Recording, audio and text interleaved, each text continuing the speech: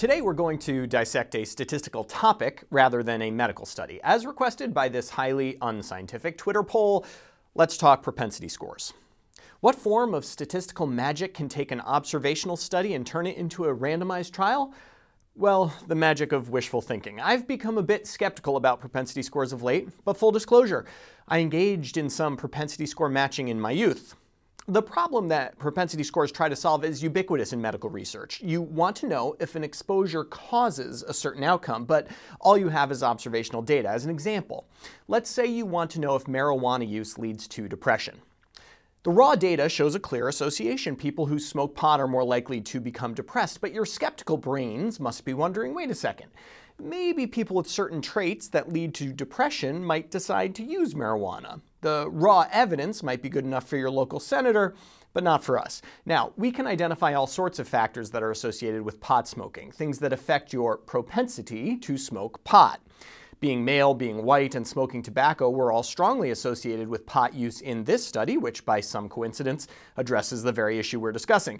Now, we could adjust for all of those factors. That's a standard practice, but there is a cost. Each variable you adjust for makes your effect estimate less precise. The confidence intervals around your estimate widen. I simulated some data looking at the relationship between pot use and depression, assuming a pretty large raw effect size. I also simulated 100 variables that are linked with pot use but not depression. As you can see, as I adjust for more and more of those variables, my estimate of marijuana's link to depression gets less and less precise. And this problem gets bigger the smaller the study is. Eventually, the confidence intervals are so wide that you have no idea what's going on and you've shot yourself in the foot with your fancy statistics.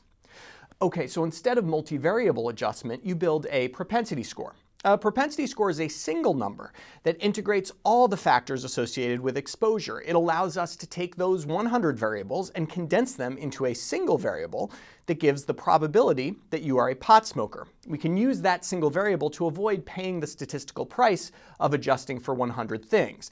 Now we can just adjust for one. Or we can find people with similar propensity scores and match them together. Take Paul and Judy here. Our model might say that both of them have a 30% chance of being a pot smoker based on our huge 100 variable model. Now, in actuality, our model isn't perfect. Paul does smoke pot and Judy does not, but on average, they share an overall risk for pot smoking. That's why they have the same propensity score. It's like they were both in a randomized trial and one got assigned to smoke pot while the other got assigned to boring old usual care. We can compare their outcomes to get a more fair estimate of the true effect of pot on depression. Well, that's the idea at least. Propensity score proponents would argue this is almost like a randomized trial. All the covariates end up being the same except the treatment. Of course, really all the measured covariates end up the same. And trust me, it's the unmeasured covariates that come back to bite you. The other thing to point out is that propensity score matching is only as good as your ability to predict whether the individual will be exposed or not. If your predictive model is useless, matching is useless.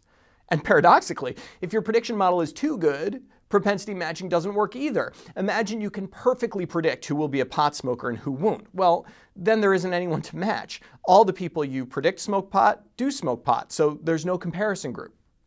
And I think that's the thing that bothers me the most. This is a statistical technique that depends on good but not great model building, and that just rubs me the wrong way intuitively. You're essentially pretending that since you've accounted for everything that leads to pot, all that is left is random. But is any choice in life truly random? Yep, propensity scores lead to existential crises.